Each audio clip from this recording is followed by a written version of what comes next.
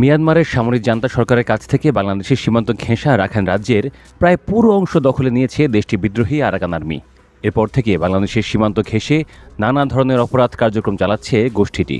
মূলত মিয়ানমারের জান্তা বাহিনীর বিরুদ্ধে পরবর্তী অভিযানের জন্য অর্থ ও অস্ত্র সংগ্রহে মরিয়া হয়ে উঠেছে সশস্ত্র সংগঠনটি। আর এই অর্থ জোগাড় করতে বাংলাদেশকে অর্থ উপার্জনের উৎস হিসেবে টার্গেট করেছে তারা।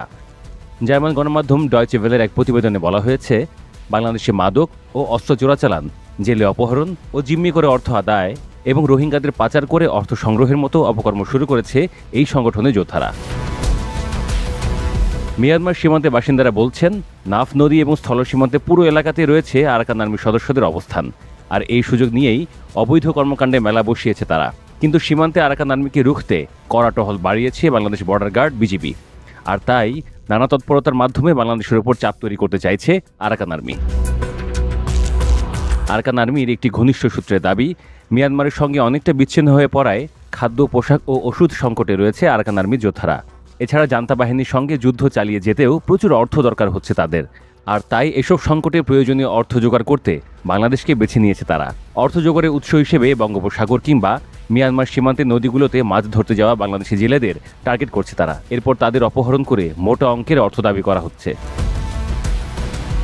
সাম্প্রতিক সময়ে নাফ নদী থেকে বাংলাদেশের জেলেদের অপহরণ করে নিয়ে মুক্তিপণ দাবির একাধিক ঘটনা ঘটেছে। ট্রলার মালিকদের তথ্য অনুযায়ী গত বছরের ডিসেম্বর থেকে এ পর্যন্ত নাফ নদী ও বঙ্গোপসাগরের বিভিন্ন পয়েন্ট থেকে 267 বাংলাদেশি জেলেকে ধরে নিয়ে গেছে। তাদের মধ্যে 189 জনকে এবং 27টি নৌযান ফেরত আনা সম্ভব হয়েছে। বাকি 78 জনকে এখনও ফেরানো যায়নি। শুধু অপহরণই নয়, সীমান্ত দিয়ে ইয়াবাসহ অন্যান্য মাদক চোরাচালান ও অস্ত্র চোরাচালানের সব নিয়ন্ত্রণ আরাকান আর্মির হাতে। ছাড়া রাখাইনে থাকা রোহিঙ্গা জনগোষ্ঠীকে বাংলাদেশে অর্থের বিনিময়ে প্রবেশ করাচ্ছে সংগঠনটির সদস্যরা। এসবের মাধ্যমে বিপুল পরিমাণ অর্থ উপার্জন করছে তারা। এই পরিস্থিতিতে বাংলাদেশের পক্ষ থেকে আরাকান আর্মির সঙ্গে অনানুষ্ঠানিক যোগাযোগ রাখা হচ্ছে।